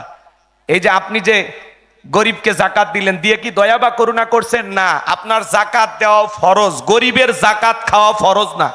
গরিব না খায় মরে যাবে, সমস্যা আছে। কিন্তু আপনি ধনী, আপনি জাকাত দিতে বাধ্য। কথা কয় না কে? 1000, এদিক খেয়াল করেন, হাজারে কয় টাকা? 1000 টাকা না? ভালোই হিসেব, ওই জন্য তো জাকাত। 1 লাখে কয় টাকা? 2500 টাকা। আর 1 কোটিতে রাগ করেন না, 1 কোটিতে বলে 25,000 নেন। এত হিসাবে আপনারা অঙ্কে দুর্বল হলে, রাজশাহীর মানুষ তো এরকম হওয়ার কথা না। 1 কোটি টাকা হলে আপনাকে কত টাকা দিতে হবে? 2.5 লক্ষ টাকা জাকাত দিতে হবে। 2 কোটি হলে কত? 5 লাখ। 4 কোটি হলে 10 লাখ। এদিকে এদিক আমার দিকে তাকান, খারাপ লাগে না? জাকাত হলো আর্থিক ইবাদত। এদিকে এদিক, ধনীর জাকাত দেওয়া ফরজ, আপনি জাকাত দিতে বাধ্য। প্রত্যেক বছর আপনার সম্পদের হিসাব করে আপনি নির্দিষ্ট একটা দিনে জাকাত দেবেন। বছরে একবার, মাত্র কয়বার? একবার। তো আল্লাহ যদি আপনাকে নেশাব পরিমাণে সম্পদের মালিক বানায় দেয়, তাহলে অবশ্যই হিসাব করে জাকাত দিবেন। আমার এলাকায় একজন মানুষ আছে উপশহরে, চালের ব্যবসা করে। ওই লোকটা বলতেছে, হুজুর আমি 1400 টাকা থেকে জাকাত দেওয়া শুরু করছি, এখন লোকটা কয়েক লাখ টাকা জাকাত দেয়। তার মানে টাকা কমছে না বাড়ছে? এই জন্য সম্পদ আপনি হিসাব করে জাকাত দেবেন। জাকাত দিলে ধনীর ধন কমে না বাড়ে? আল্লাহ আপনার সম্পদ বৃদ্ধি করে দেবেন। আল্লাহ কবুল করুন, জোরে বলেন আমিন। তাহলে প্রত্যেক বছর হিসাব করে আমরা জাকাত দেব। 500 টাকা 1000 টাকা করে ওইভাবে জাকাত দেব না। আমার 1.5 লাখ টাকা জাকাত আসছে, আমি একজনকেই দিয়ে দেব, যে ভাই আপনি নেন, এটা নিয়ে যে কোনো একটা কর্ম করেন। এই যে মাহফিল দিয়েছেন, যেরকম মসজিদ বানান যেভাবে, ঠিক গ্রামে একটা উদ্যোগ নেবেন। এই গ্রামে কারা ধনী আছে, সমস্ত ধনীদের টাকা এক জায়গায় করবেন। ধরেন 50 লাখ টাকা কালেকশন হয়েছে জাকাতের। এবার কি করবেন, এই গ্রামের সবচাইতে গরিব 30 জন মানুষকে 50 লাখ টাকা দিয়ে দেন। দিয়ে বলেন, ভাই আপনারা একটু এই টাকা দিয়ে যে কোনো একটা কর্ম করেন, ব্যবসা বাণিজ্য করেন, খবরদার কারো কাছে হাত পাতবেন না। কথা কয় না? পরের বছর 30 জন। এইভাবে দেখা যাচ্ছে 5 বছরে 150টা পরিবার, তাদেরকে আপনারা কি করলেন, টাকা দিয়ে সহযোগিতা করে তাদেরকে স্বাবলম্বী বানায় দিলেন। এই গ্রামে 5 বছর লাগবে না, এই গ্রামের সমস্ত মানুষ স্বাবলম্বী হয়ে যাবে, একজনও গরিব থাকবে না। কথা বলে ঠিক কিনা? এমন সমাজ আপনারা করতে চান? তাহলে হিসাব করে করে কারা কারা জাকাত দিবেন, হাত তোলেন। আল্লাহ কবুল করুন, জোরে বলুন আমিন। হাত নামান। এইবার মুমিন বান্দার 4 নাম্বার গুণাবলী, ওয়াল্লাযীনা হুম লিফুরুজিহিম হাফিজুন।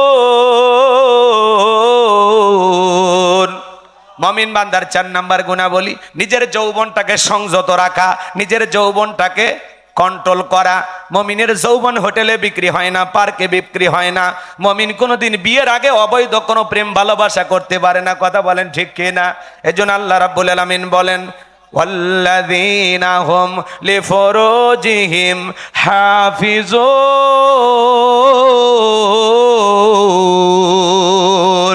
একটু জোরে বলেন আল্লাহু আকবার। মুমিন বান্দার 4 নাম্বার গুণাবলী, নিজের যৌবনটাকে সংযত রাখা, নিজের যৌবনটাকে কন্ট্রোল করা। হে যুবকের দল, ভালো করে শুনে নাও, আল্লাহ শিশুকালের হিসাব নেবেন না, হিসাব নেবেন যৌবনকালের। আমরা যৌবনকালে শয়তানের অসসায় পড়ে গুনাহ করতে ভালোবাসি, আর যৌবনকালের ইবাদত আল্লাহ পছন্দ করেন। কথা বলেন ঠিক কিনা?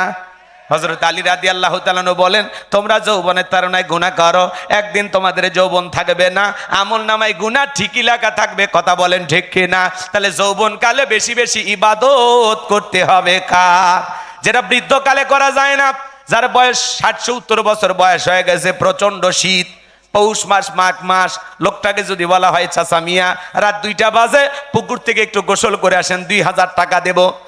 বৃদ্ধ মানুষ বলবে, ভাতিজা ওই 2000 টাকা নেওয়ার জন্য পুকুর থেকে উঠতে পারবো তো? কথা কয় নাকি আপনারা? কিন্তু একটা যুবককে যদি বলেন 2000 টাকা দেব, এই শীতের মধ্যে একটু পুকুর থেকে গোসল করে আসো, ও যুবক বলবে, হুজুর কাপড় খুলছি, টাকা রেডি করেন। কথা কন? তার মানে যুবকের একটা কি আছে, পাওয়ার আছে, কথা বলেন ঠিক কিনা? এই যৌবন কালের ইবাদত আল্লাহ পছন্দ করে।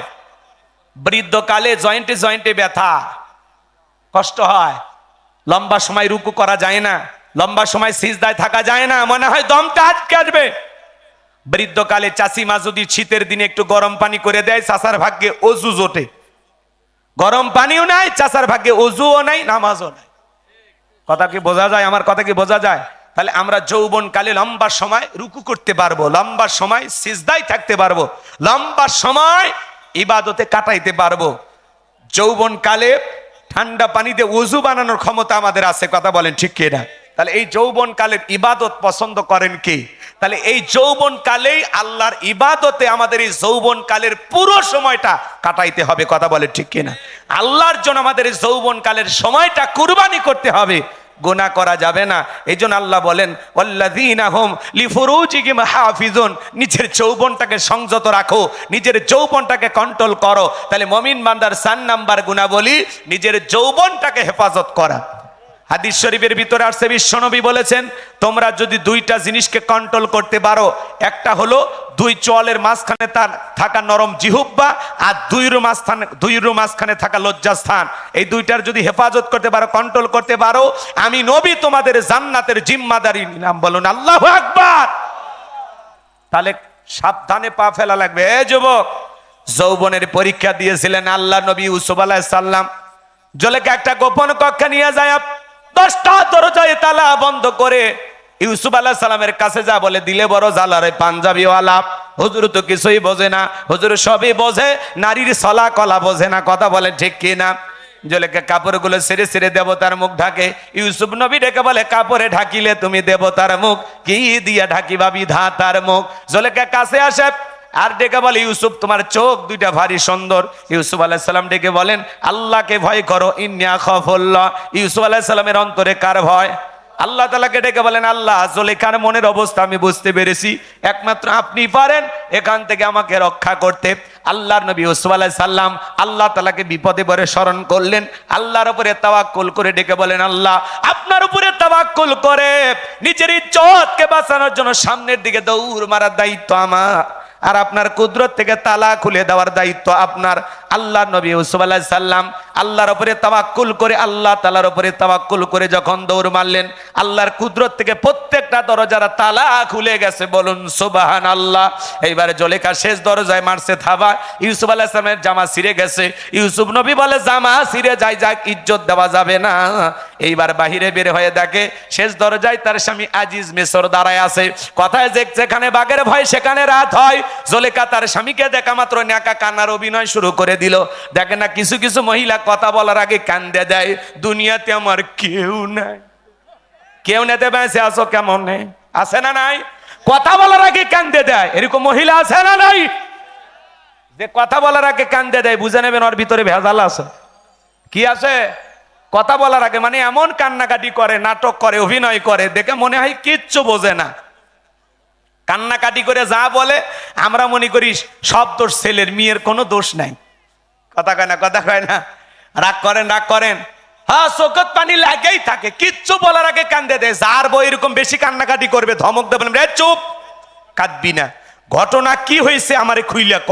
তোর ঘটনা শুনে যদি মনে হয় এই ঘটনায় কাঁদা উচিত, স্বামী স্ত্রী একসাথে জামাত করে কাঁদা হবে, তাও একা কাঁদবি না, চুপ কর।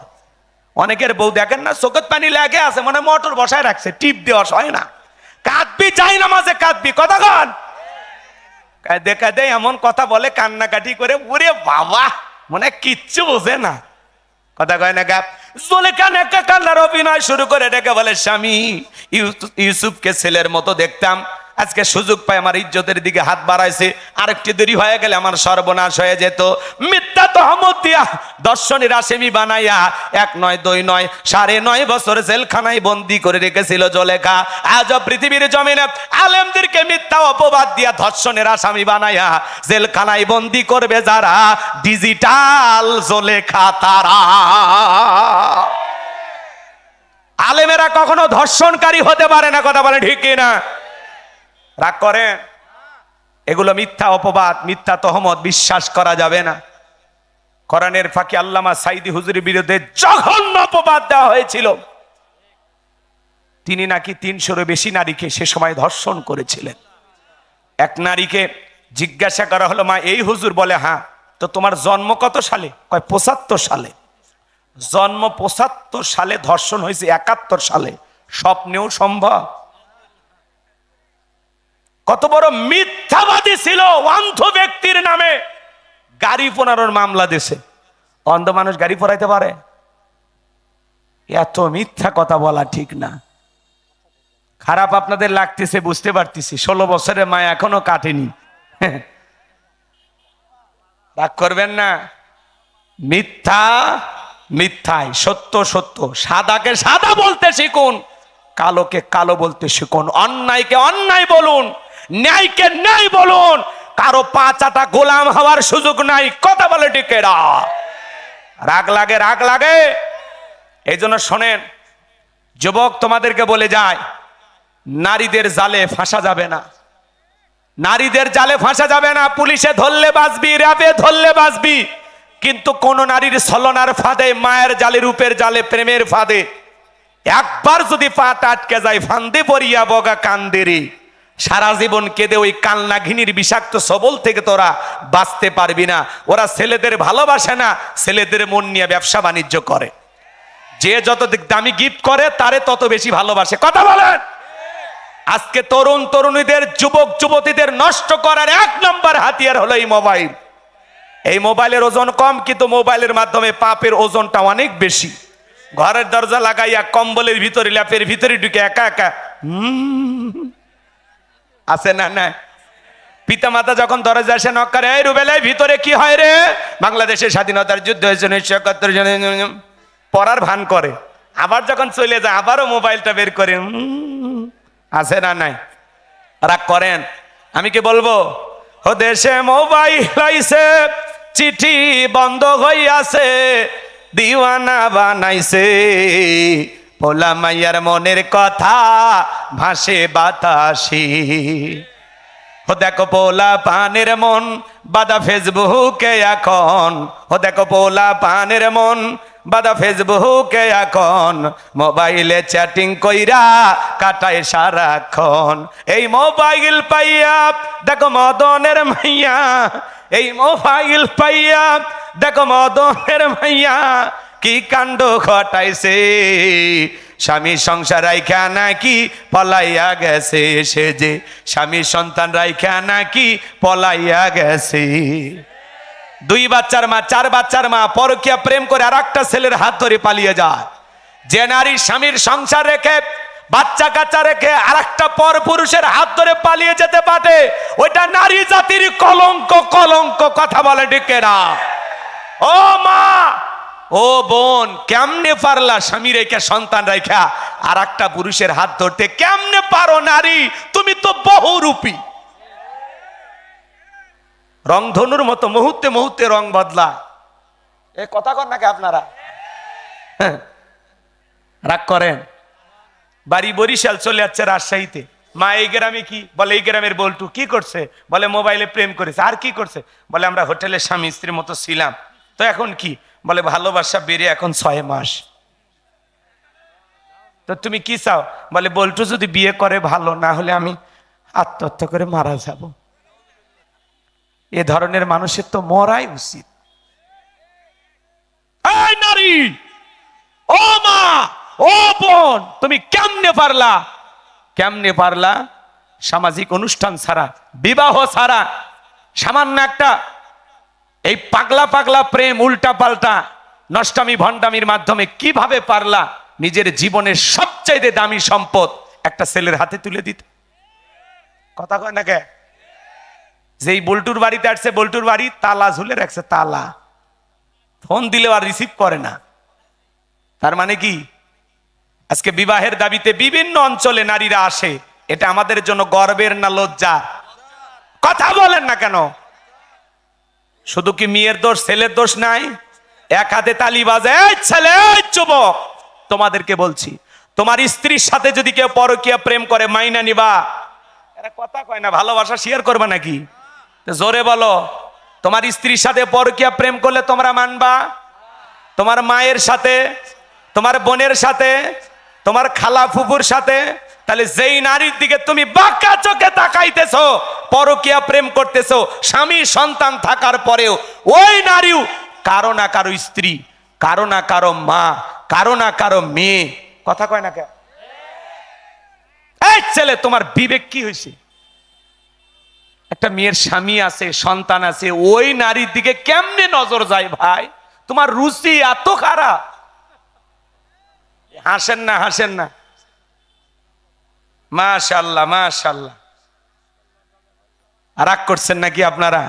আমার জন্য একটু দোয়া করবেন তো ইনশাল্লাহ, আল্লাহ কবুল করুন।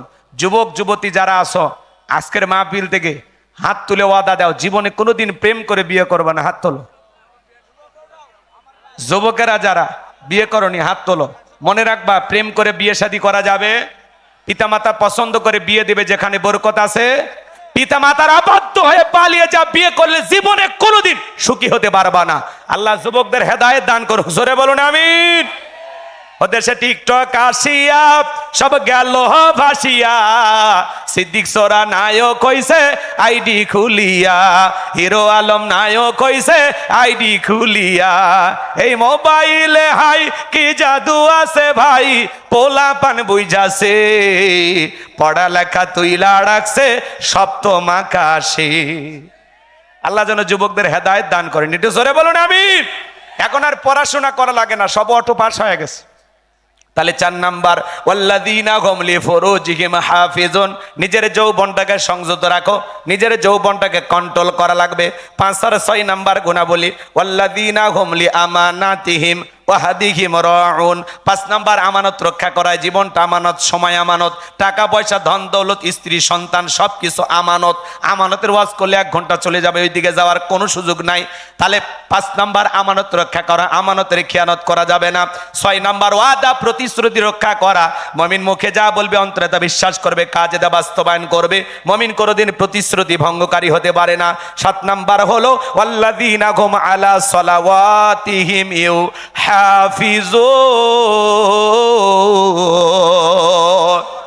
7 নাম্বার, যারা যত্ন সহকারে সালাত আদায় করে। কথা কয় না? আল্লাহ 1 নাম্বার সালাত দিয়ে শুরু করলেন, 7 নাম্বার সালাত দিয়ে শেষ করলেন। সালাতের গুরুত্ব কম না বেশি? যে ব্যক্তি আসর পরে মাগরিব পর্যন্ত মসজিদে মন টাঙানো থাকে, মাগরিব পরে এশা পর্যন্ত মসজিদে মন টাঙানো থাকে, শুধু একা নামাজ পড়লে হবে না, স্ত্রী সন্তানদেরকেও নামাজি বানানোর দরকার আছে না নাই? পৃথিবীর সফল বাবা তারা নিজের সন্তানের হাত ধরে মসজিদে নিয়ে যায় যারা। কথা বলে ঠিক কিনা? সন্তানদের মসজিদে নিয়ে যাবেন তো ইনশাল্লাহ। এই 7টা গুণাবলী কারা কারা আমল করবেন একটু হাত তুলে দেখান। আল্লাহ বক্তা শ্রোতা সবাইকে 7টি কোয়ালিটি মেনে বাস্তব জীবনে আমল করা তৌফিক দান করুন। তাহলে আল্লাহ রাব্বুল আলামিন বলেন, উলাইকা হুমুল ওয়ারিসুন আল্লাযীনা ইয়ারিসুনাল ফিরদাউস হুম ফিহা খালিদুন। আল্লাহ বলেন তারাই উত্তরাধিকারী হবেন জান্নাতুল ফিরদাউসের, সেখানে তারা চিরকাল বসবাস করবেন। আল্লাহ পাক আমাদের সবাইকে জান্নাতুল ফিরদাউসের ওয়ারিস হিসাবে কবুল করুন। ওয়া আখিরি দাওয়ানা আনিল হামদুলিল্লাহি রাব্বিল আলামিন। আসসালামু আলাইকুম ওয়া রাহমাতুল্লাহি ওয়া বারাকাতুহু। লিখে দিয়েছে আমার সময় শেষ, আমিও দোয়া চাই, বেঁচে থাকলে আবারও দেখা হবে।